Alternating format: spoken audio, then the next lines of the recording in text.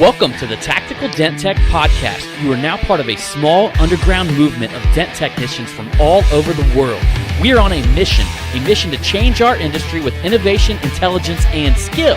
But because we don't rely on an insurance company to steer customers our way, we need to do things different. We need to do things smarter. We do that through a network of technicians that we call the Tactical Tech Movement. Now let's get this revolution started. Hey, what's up, everybody? John Hiley here with Angela Hiley with the Tactical Dent Tech Podcast. Coming to you live. Why are you laughing for? I don't know. Why you giving me that crazy look? I'm giving you no crazy look. Yeah, you are. No, I'm not. Okay, well, I thought you might have noticed something. So, all right. So, everybody, we're going to go ahead and start the show today with the beautiful host. We're going to talk a little bit about Angela here. We're going to talk a little bit about her journey because, we don't need to talk about no journey. Yeah. We got to talk a little bit about your journey because I want you to kind of explain to people because I think a lot of guys and gals who listen to the podcast may listen to podcasts, they may educate themselves, but I think some of the things we're going to talk about today about your journey with some of the books and stuff like that we've been listening to. I mean, my best friend. Yes. Yeah. Jen. Yeah. So we're going to talk a little bit about that and your journey, how that's affected your day to day. But I'll tell you guys something that I ran across today. And he's actually this week's badass on badassoftheweek.com. So I actually found that out once I seen Joe Rogan had made a post about the dude. I looked and seen that he was also featured as Badass of the Week. Oh. I thought it was something fake. I thought it was something that was this is like real shit right here. So like this dude back in, let me see, I think it was like 1890. John was reading about this while he was sitting on the toilet taking a crap. Yeah, I absolutely was. I mean, this was like way back in the day. And what it was, this dude named, I want to say his name is Carl. I'm going to spell his last name, Akeley. I think that'd be Akeley. I think Akeley sounds good. It sounds better than Akeley or Akeley or... I'm not the greatest at pronouncing last names. So that's what I was saying. We're going to call him Carl Akeley. And he's actually featured on this week, the badass of this week on badassoftheweek.com. I guess if you pronounce his last name wrong, Zan will just hit you up. Yeah.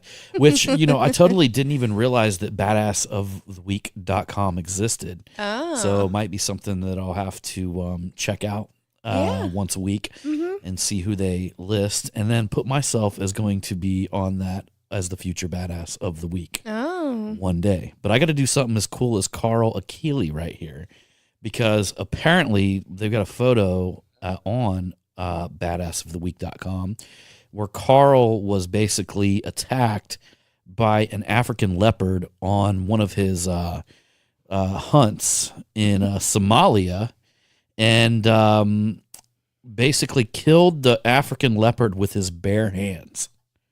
Mm-hmm. So literally was attacked. Dude is so here's how it went down. I kind of read this. I'm like, how the fuck does somebody kill literally probably the world's greatest designed fighting machine, a fucking leopard? Yeah. With their bare hands. I mean, we're talking about something that not only runs so fucking fast. How much do they weigh? What's the 80 average? pounds. Wow. But if you could imagine like an 80-pound house cat that has sharp-ass claws. That'd be almost like the size of Layla. Yeah, it's the size of our American bulldog. Yeah. So he's standing beside him, and you can see it in this photo. The leopard is about the same size as him if you stretch that thing all the way out. He looks a little bit like a hot mess right about now. Yeah. He's standing beside his leopard that he threw over his shoulder and killed. But let me give you a backstory about Carl. Carl was born in New York, raised by some farmers. His parents were farmers, and he was a farmer himself. And he looked like he would have been a skinny little frail farmer kid, right? I mean, he doesn't look like the biggest guy at all, so you're thinking he might be like an average sized man. Yeah, I mean, you think he might be some massive dude? Not at all, actually. Nah.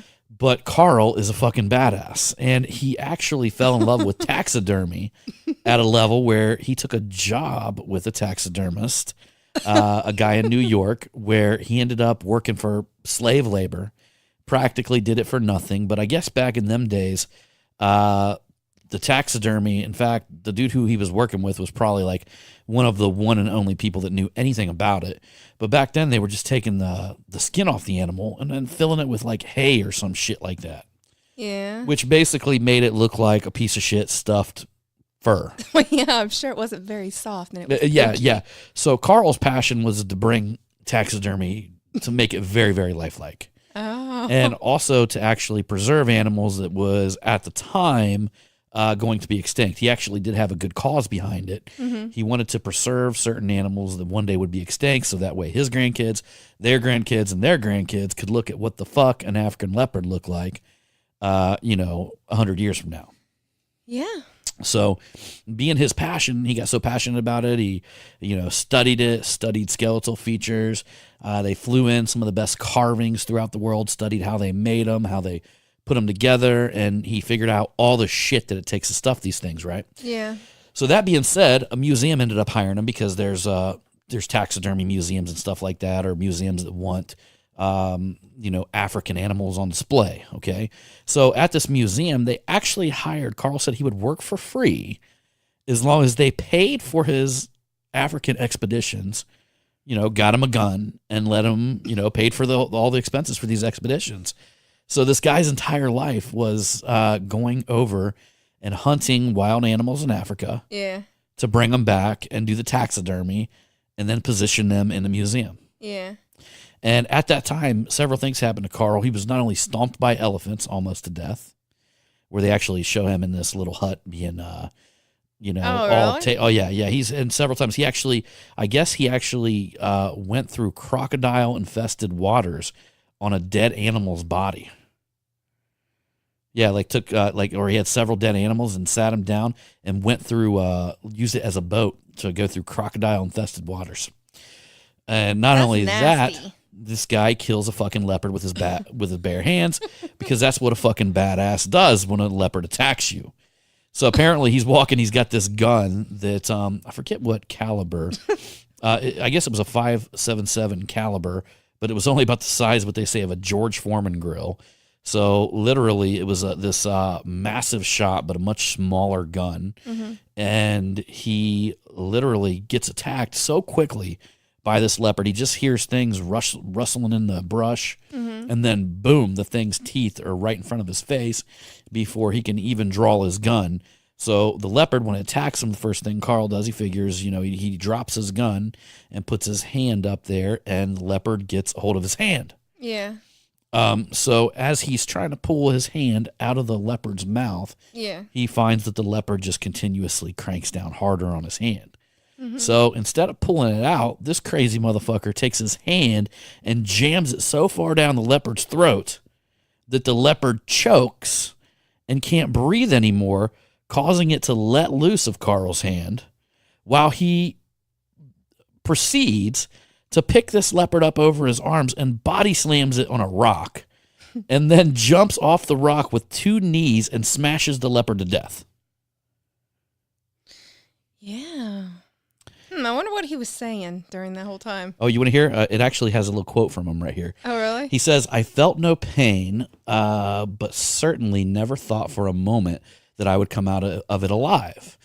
I was rather calm, as a matter of fact, except for the tremendous and wildly pleasant thrill I felt, knowing that I was battling for my life."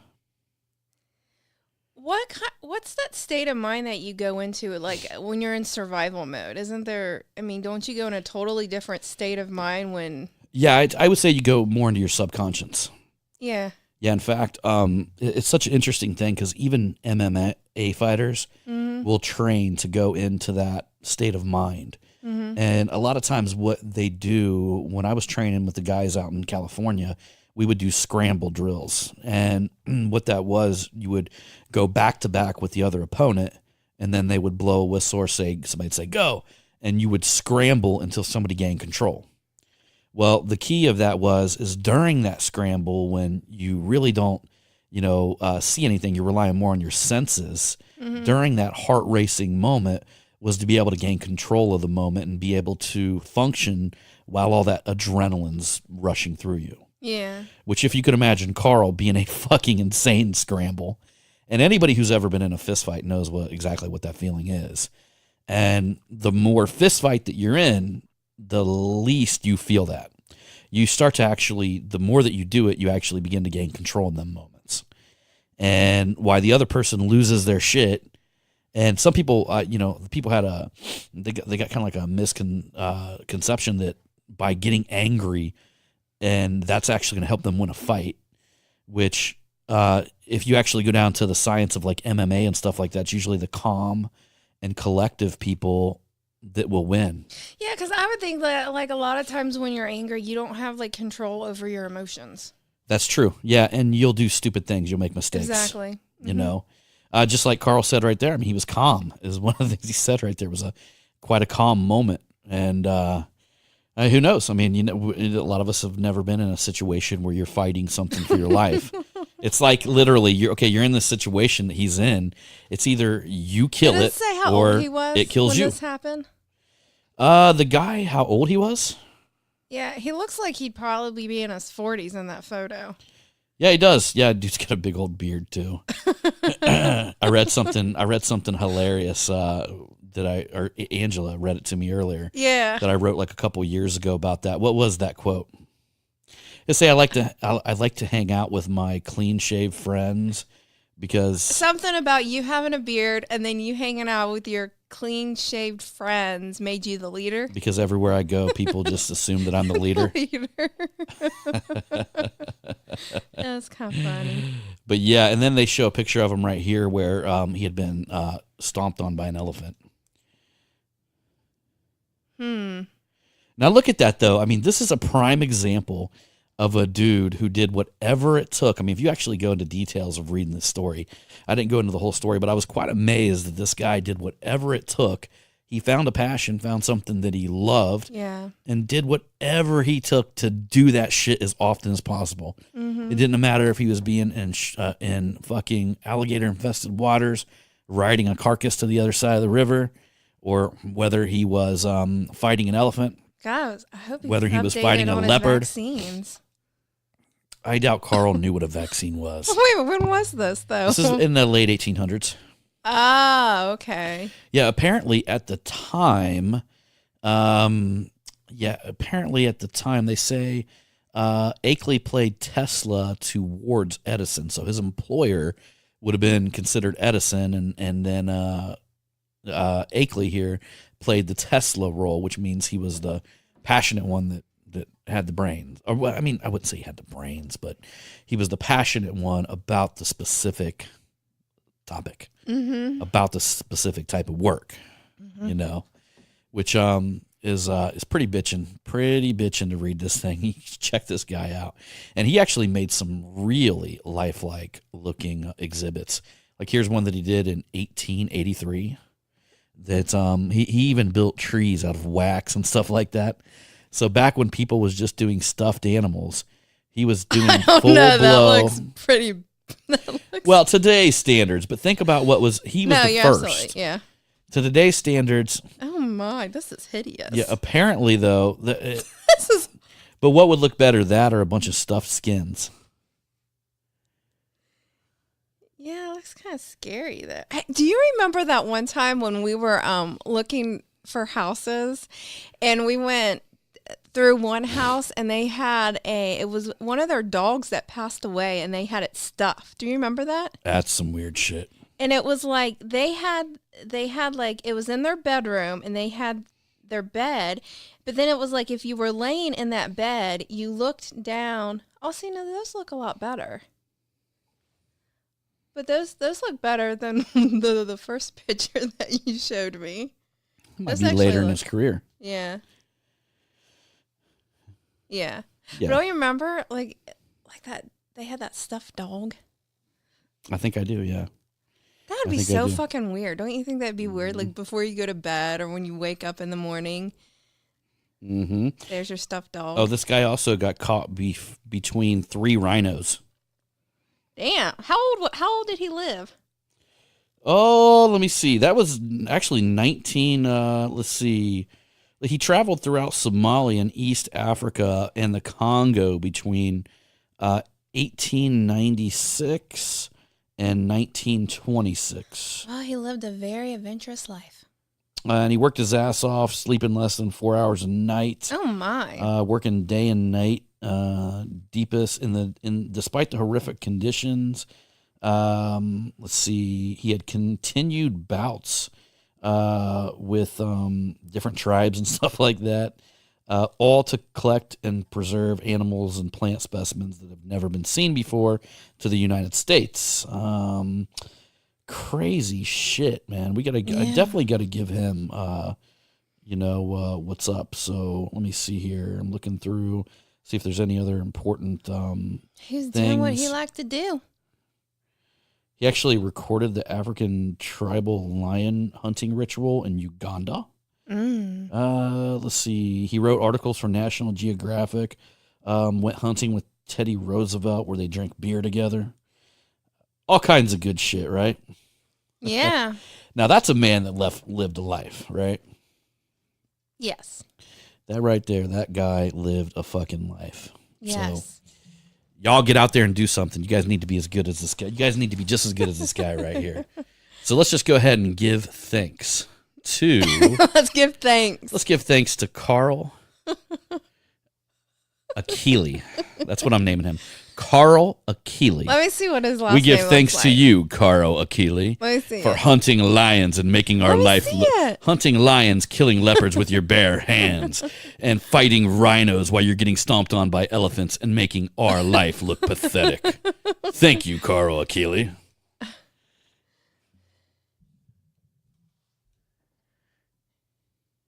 I think that's how you would pronounce his last name.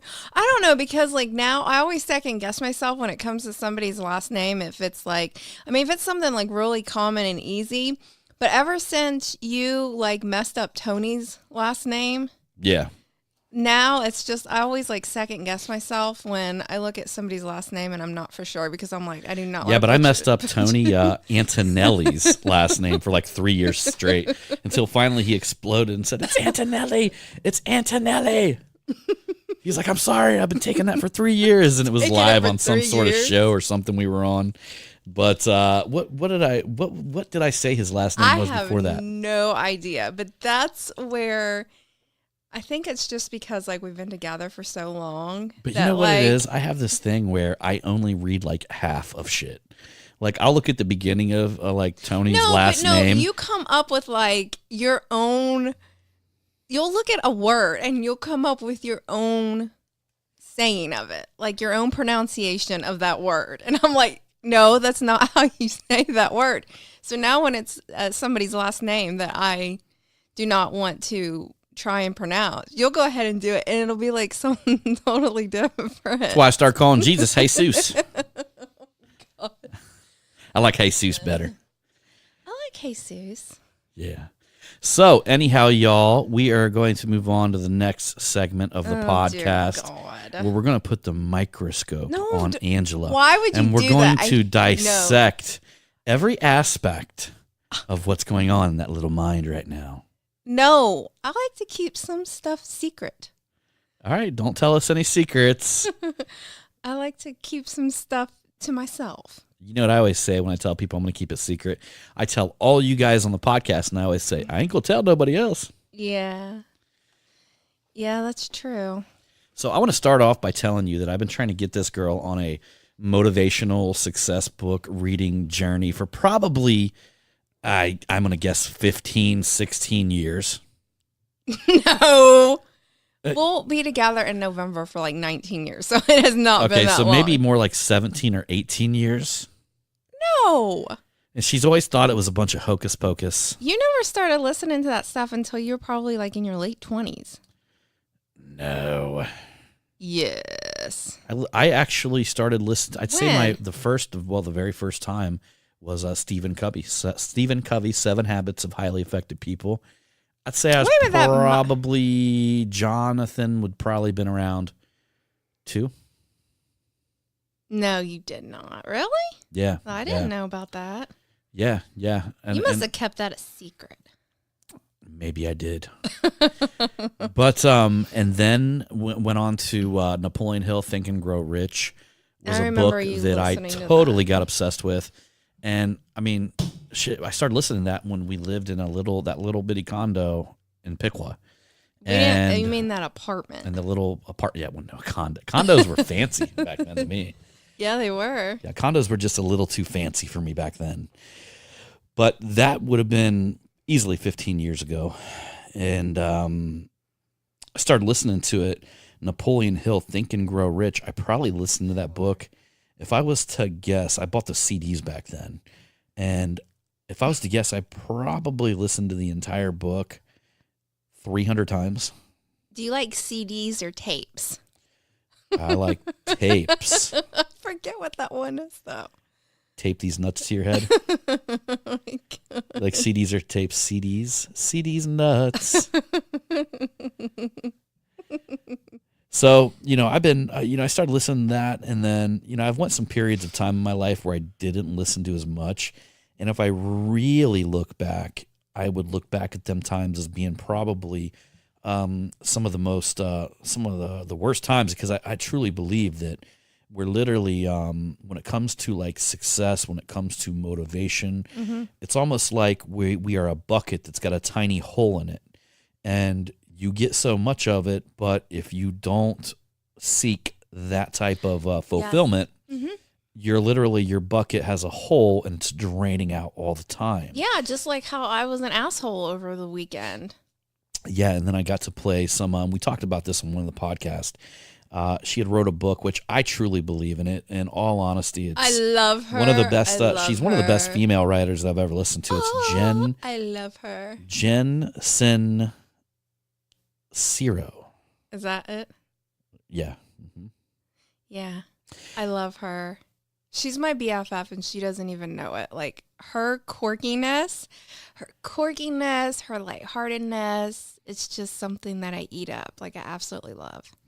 Yeah, so we're actually listening to another book right now, which is basically a wealth generation book. Mm-hmm. And I truly believe that as well, guys. If you're not like surrounding yourself with the idea of what it takes to make and maintain money, I mean, there's literally, it's down to the point to where there's laws that if you do this in your life, these type of things will come to you. I think it's just so easy to just get caught up, and especially like where you came from and like the type of household that you came from. Like my parents were never rich. Do you know what I'm saying? We were like basically lower middle class family. So there really wasn't like a lot of money that went around. And I just remember even like till this day, like my dad and his wife are doing like awesome, but he's really frugal. Yeah, he still carries that same mindset. I'm just like,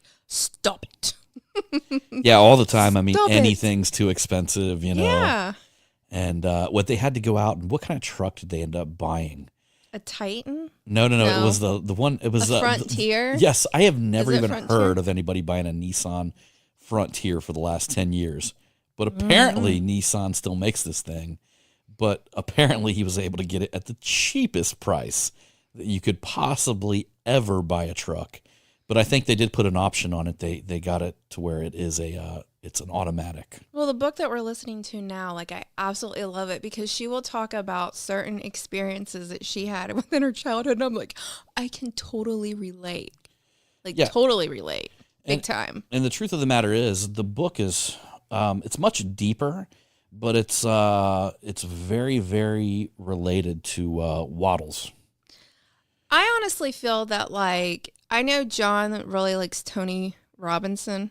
Is that it? Robbins? Sure. Yeah, I like Tony Robbins. But I don't really care for him. I'm not saying, I think what it is like everybody finds their person that they like to listen to when it comes to audiobooks.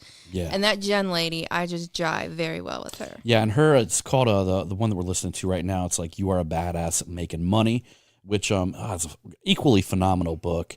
And but it is definitely based off of The Science of Getting Rich by Wallace D. Waddles. And she's just she's so kind-hearted and goofy and quirky, and like that's how I honestly feel that I am. So maybe that's why I can relate to her, and her. Mm-hmm. And even me being the guy that I am, I can actually, yeah, right? I can tolerate her. You know what I mean? And not only tolerate her, I actually enjoy listening to her. Yeah, I would say you better not be saying like you tolerate her. You better Right. be enjoying. I was already looking up her business coaching fees, and apparently she doesn't do it anymore. But she does have like a course or something like that you can take. It's like a $300 course. I might just take it and do it, just so I can not only do it, but also kind of reverse engineer what she's doing there course-wise. And I think I've never seen anything like it. Another thing that we talked about, like I love listening to like different types of music and stuff like that, but that only gets you like so far. Because like you can listen to it and it can like jam you up, it can put you in a good mood and this and that, but then It doesn't educate you. It doesn't educate you, but then it also kind of gets kind of annoying, and it's like your mind is craving something else. And believe me, I mean, sometimes your mind is craving music as well. Yeah. I mean, sometimes you just want to shut the shit off. You don't want anybody to talk to you, and you want to listen to music. Mm-hmm. And that's great, but don't ever get in the trap of that's all you do all fucking day long. Especially, I know most of you guys out there, not only are you guys driving during your day, most of the time all you mobile guys or you hail guys who are going somewhere, but otherwise doing dent removal, once you get to a certain level, it becomes very, very easy for you to do subconsciously. So literally, I'm listening to books all day long while I'm actually doing dent removal work, and it's enjoyable. It makes you feel so good inside. And you're actually taking that time and maximizing the value of you. Mm-hmm. And she's one of the many. I don't know what the fuck. I mean, I love audio. I like audio, video. I don't like so much physically reading something.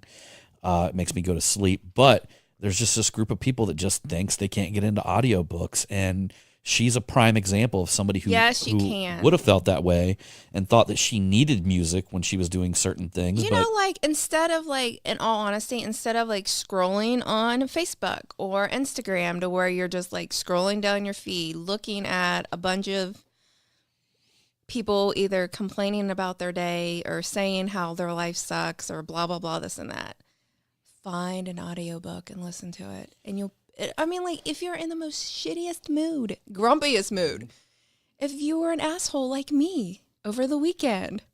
Yeah, she totally changed too once we opened up and got into this latest audiobook. I was so like, I looked at John and I was like, our life is boring. And I was just being a fucking whiny little brat. That's what I was doing. I was being an asshole. And the truth of the matter is, if you guys out there haven't listened to the Science of Getting Rich by Wallace Wattles, then you're seriously missing out. That's an old book, but it's phenomenal. I just finished it today, and although I've known some of the principles, I definitely heard them secondhand. So some of the people that I had listened to and been taught these exact same lines of principles or these exact same lines of thought had basically gotten all of it from his writings. Yeah. So I think, he was like, late 1800s, maybe early 1900s. Yeah, and those books, like audiobooks, they really help you start to kind of, it basically points out, like we all have our flaws, but it points us certain things where we can change.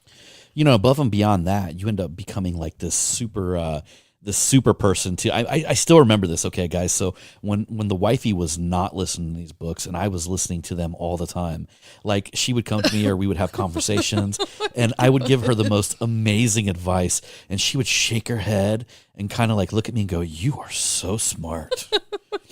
And essentially it was just something that I said that earlier. So I enjoyed that power for a long time.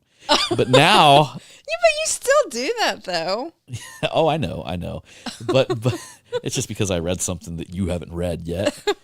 So you kind of like, you're opening yourself up to a superpower to literally not only be able to understand people, but to be able to basically help people. Yeah. Yeah.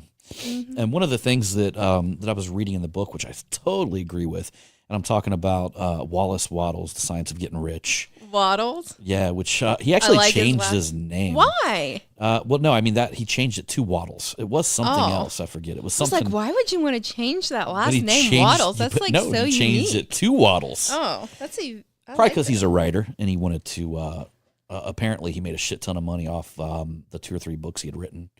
He may have written more, but I know of at least 3 that he's written. Yeah. And yeah, like one of the things that he specifically talks about in the book. Where was I going with that?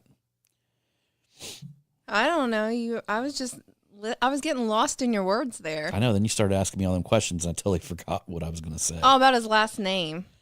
Because I said I liked his last name, Waddles. Yeah. You guys see how this works right here? She gets me sidetracked, and then I totally forget exactly what I was going to say. It'll come back. But one of the cooler things, like some of the things I was listening to in that book that I thought was fucking amazing, was literally, wealth is a mindset when it comes to bringing, making, and growing. It's all based on a mindset, and typically you're only going to be capable of what you truly believe you're capable of. And one of the things that really inspired me was literally it talks about the growth and how literally like a lot of people would think, oh man, I got to get out of this business or this industry to grow or to exceed. I got to get into something else. I've heard that from a lot of dent technicians. Yeah. And the truth of the matter is that whatever your desires are not contingent on you going anywhere. Now, when that time comes, it's going to be because you've actually outgrown your current environment. And so you focus on starting whatever it is now and becoming the fucking best at it. Yes. And becoming the greatest at what you're doing now, because it's only going to serve you into the future to become whatever you really want to become. And something he said, which Tony Robbins said this all the time, and I know where he got it now, is literally as long as you're working towards something. So as long as, whatever your dream is, whatever the vision of your life, if whatever work you're doing today, you don't like it that well, as long as you know that it's going to get you, it's going to build a bridge between you and the next version of yourself, the dream that you're chasing, that you will basically be happy doing whatever it is. Yeah. You could be shoveling shit, but if you know it's going to get you into your next level, your highest self, whatever you envision, whatever you see that being, you're actually going to shovel that shit with a smile on your face because it's the destination. It's the path that's going to lead you to where you are going. And that thought alone is what would propel you to continue and to work harder and harder towards your goals. Well, that was just like the book we're listening to now. Jen was talking about Jim Carrey. I didn't even know this about him. Yeah. About how he wrote himself, a $10 million check. Yep. And he dated it within 3 years from when he wrote it. And he was basically living in a van. Yeah. In Hollywood, and he was taken on. He wrote it 3 years prior to that, and he literally had nothing. But he would always sit there and dream about the big producers and we like to call them gatekeepers. that would come up to him and introduce themselves to him and want to work with him. Yeah. And he sat there and he held on to his dream. And he held on to this $10 million check. Yeah. And he dated it 3 years ahead of time. And it was the time was almost up and the check almost expired when literally he got his $10 million check. And that's when he signed the deal for Dumb and Dumber. I know. I love that movie. I was thinking about that because before Dumb and Dumber, he was on, he was Fire Marshal Bob. You remember that? Or Fire Marshal In Bill. Living Color. Yeah, on In Living Color. Yeah. So dude was doing all kinds of gigs, working his way up to something like that. And then there was his $10 million check that was Dumb and Dumber. But he never wavered. He never gave up faith. No. He believed in himself, and he believed that these great things were going to come. And he was out there hustling. And he was out there hustling to make it happen. Yeah. Absolutely. So, in a sense, how do you feel now? Do you feel like after listening to some of these books and really getting into them, my mind feels so much better. It really does. I think this year, I gave myself a goal of really working on myself getting rid of some bad habits that I had and trying to expand my mind in a good way. And I think it's really helping a lot. I think a lot of the bad habits, or actually most of them and all of them actually, come from our thought, our belief that we, actually hold them bad habits up with. Well, like they say, you're your own worst enemy. Sure. And I'm definitely my own worst enemy. In NLP, they talk a lot about limiting beliefs. Mm-hmm. And no doubt I'm catching Jen do a lot of NLP stuff while she's, writing her book or reading her book to us. It talks a lot about that limiting beliefs and, how we find them in our life and how we actually beat them limiting beliefs, and how a lot of times we just lie to ourselves, No, absolutely. It's like, for instance, somebody tells you that, man, I've gained so much weight. I've always been overweight. Nothing can ever change. But like, no, you know what? What if tomorrow you said, fuck this shit, and you started eating right? You started doing it right. You started counting your calories. You started going to the gym and working your fucking ass off. Do you not Jonathan think that did you that. could? He did. My son did that. He did. He lost, let's see, he weighs $135 now, and he's lost 120 something pounds. Right. Yeah. Right. Or let's just say you have this belief that you cannot dance. Okay. I would imagine that being a very, very common held belief. And I feel bad because I told you that for like so many years about how you cannot dance. Well, see, you actually can. Yeah, she actually was one of the supportive pillars behind my belief that I couldn't dance. And I think I told you guys a story one time that all of a sudden, like, for the longest time when I was a kid, I just felt like I never wanted to dance because I felt like I had buddies who could dance. I had this one buddy, James Johnson, that was like one of the best dancers in our school. He was like one of my best friends. And, you can't stand beside that motherfucker and try to bust a move. He was a natural dancer. This guy would just dance and he could flow to the music. He was just amazing at it. Yeah. And then I go try to dance, and I'm like, basically felt like I was being laughed off the stage. And then all of a sudden, there was one time when I was like 17 years old where I felt like when I heard the music, it like went through my body and turned. I swear to you, and she still thinks that I'm bullshitting about this. But you know what? But let me finish it. Will. I actually had people at parties surrounding me, cheering me, but it lasted for 2 weeks, and then and then one day I woke up and it disappeared. It's like I couldn't feel the music anymore. You know what? I don't know if we've ever shared this story on the podcast or not, but do you remember back in the day, we went to Indianapolis at the Howl at the Moon Saloon? Yeah. Do you remember that time? Yeah, our few minutes of fame. Before I blew my knee out. Yeah, right before. I remember you were like, they wanted people to come on the stage and dance. And you looked at me and you're like, we are going up there. And I'm like, no. And you're like, I'm going up there with you or without you. And I'm like, fuck it, fine, I'll go up there. And we get up there and there was like 2 girls up there dancing together.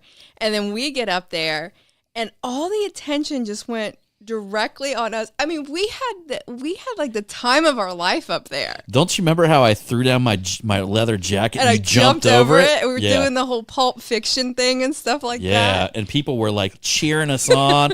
Like dudes were like, he's getting laid tonight. And I'm like, I'm his wife. And we got off the stage and I'm with my brother and his wife at the time. And he looks at me, he's like, that's crazy, man. Did he say something? It was like it should have been on a movie. Like on a the movie way or some it was. shit. I don't know, but we were totally in the moment. Like, yeah, there was a shitload of people there too. And I mean, I couldn't even believe that I got up on that stage with you and we did that. Yeah. So all of these times that I thought I couldn't dance, You can't dance. I was being held back. I know. But literally, now think about this, okay? So let's just think about a guy who literally had all these issues with dancing. He was laughed at here, had a wife that was telling him he couldn't dance for years. John Hiley. But let me ask you a question. If you're that guy, have you ever considered, what if I took 10 years worth of dance lessons? What if I took 1 fucking year worth of dance lessons? I know, right? Not even a year, just a couple months. Dance. Exactly. You could dance. It'd help you find that beat. But we create these limiting beliefs. So I want to encourage all you guys out there to look around you. What limiting beliefs do you hold? Like, call your own fucking bullshit, you know? Yeah. Like, call your own bullshit. Like, look around and say, why do I believe this? Okay. Now figure out what the pillars of the belief are. What pillars are holding up that belief, and knock them motherfuckers down. Mm-hmm. And how you knock them down is by telling yourself over and over the exact opposite. Yep. Yeah, motherfucker, I can dance. Yes, you can. You can move them hips, babe. You can move them hips. That sounded about right. Dirty girl. No, I meant like when you're dancing, you can move when you're. All right, everybody. So anyhow, we're going to cut out this podcast. No, there's something I have to say. Okay. Remember, this Sunday is Mother's Day. Oh. Yeah, I'm letting y'all out there know. Like, Sunday is Mother's Day. She's looking at me with the eye of the tiger while she's saying this. No, just cherish, your mom, the mother of your children. Your baby mama. Yeah. If you guys don't have kids and you have animals still, I mean, like, do something nice, sweet, amazing. Flowers, I love you. Do the dishes, clean the house. And guys, if you're driving, just pull over right now. Set the fucking notification on your phone because you're going to forget. Or actually, you know what? Like, if you are. Set a reminder. If you're away from your wife, order some flowers and have them delivered to her. Or send her some nude pics. I guess. Spice things up. No. Do something amazing. Do something that they wouldn't expect you to do for them. Yeah. Mm-hmm. That's right. Yeah. So, I'm being for real. All right, everybody. For real. Before I get off here, be more like fucking Carl Akeley. Yeah. Kill that motherfucking leopard. Yep. All right, everybody. So anyhow, we appreciate you for coming along on this podcast. Don't be a bitch. Write us a review, and we'll see you on that next one. That's right. Remember, it's all about the motherfucking hustle. Pew, pew. Bang, bang.